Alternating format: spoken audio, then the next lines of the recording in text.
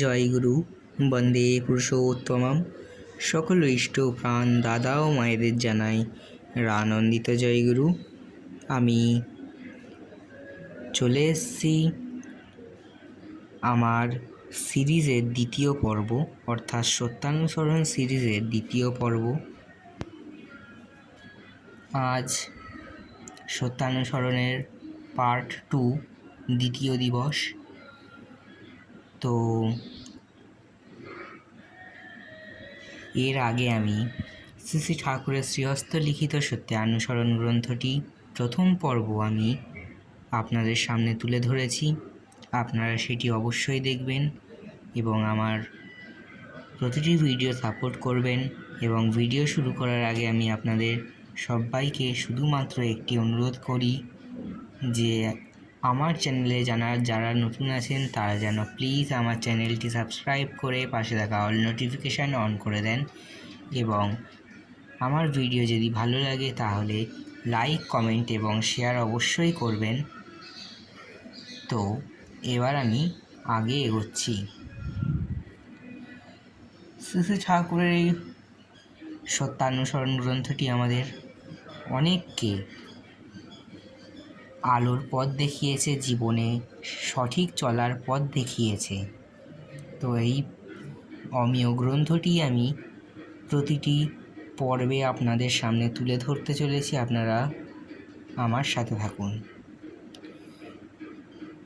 বেশি কথা না বাড়িয়ে আমি এবার শ্রী শ্রী ঠাকুরের সহস্র রচিত অমীয় গ্রন্থটি পাঠ করছি, আপনারা শুনতে থাকুন।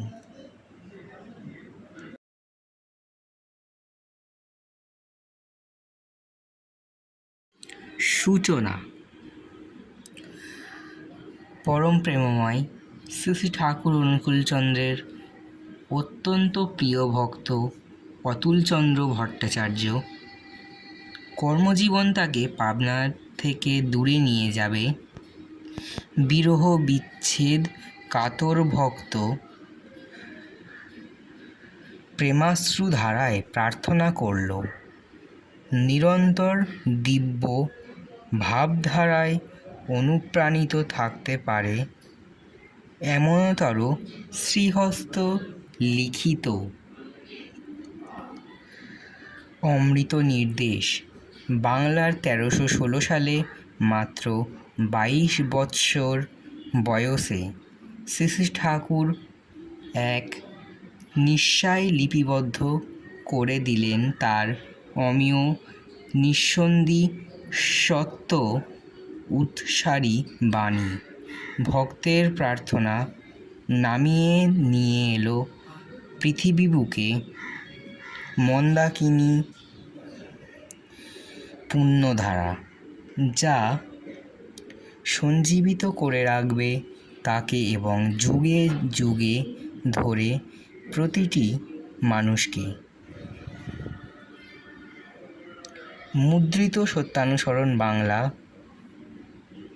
1325 সাল থেকে বহন করে চলেছে ওই শাশ্বত মহাবাণী। অর্থ, মান, যশ ইত্যাদি পাওয়ার আশায় আমাকে ঠাকুর সাজিয়ে ভক্ত হইও না।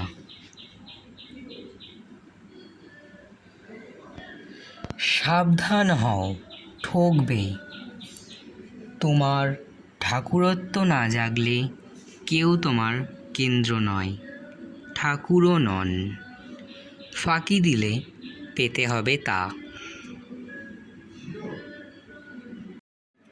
ভারতের অবনতি তখন থেকেই আরম্ভ হয়েছে, যখন থেকে ভারতবাসীর কাছে অমূর্ত ভগবান অসীম হয়ে উঠেছে। ঋষিবাদ দিয়ে ঋষিবাদের উপাসনা আরম্ভ হয়েছে।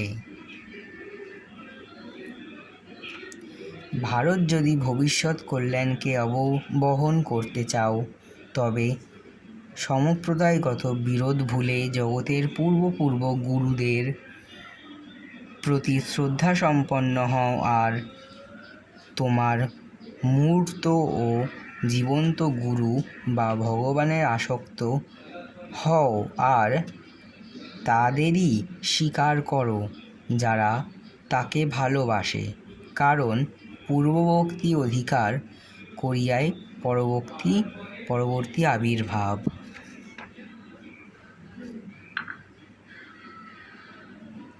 অনুতাপ করো, কিন্তু স্মরণে রেখো যেন পুনরায় অনুতপ্ত হতে না হয়। যখনই তোমার কুকর্মের জন্য তুমি অনুতপ্ত হবে, তখনই পরমপিতা তোমাকে ক্ষমা করবেন।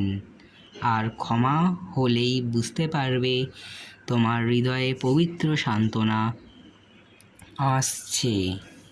আর তা হলেই তুমি বিনীত, শান্ত ও আনন্দিত হবে।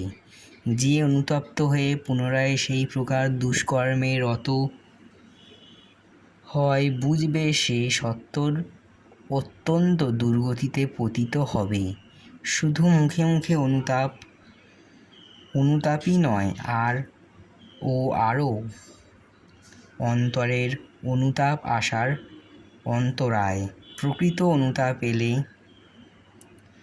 তার সমস্ত লক্ষণই স্বল্প বিস্তর ফুটে উঠবে। জয় গুরু, বন্দে পুরুষোত্তমম। সকল ইষ্টপ্রাণ দাদা ও মায়েদের জানাই রানন্দিত জয় গুরু। আজকের পর্ব এই অবধি। দেখা হচ্ছে পরবর্তী সিরিজে, পরবর্তী পর্বে। ততক্ষণের জন্য আপনারা অপেক্ষায় থাকুন। জয় গুরু, বন্দে পুরুষোত্তমম, বন্দে পুরুষোত্তমম, বন্দে পুরুষোত্তমম।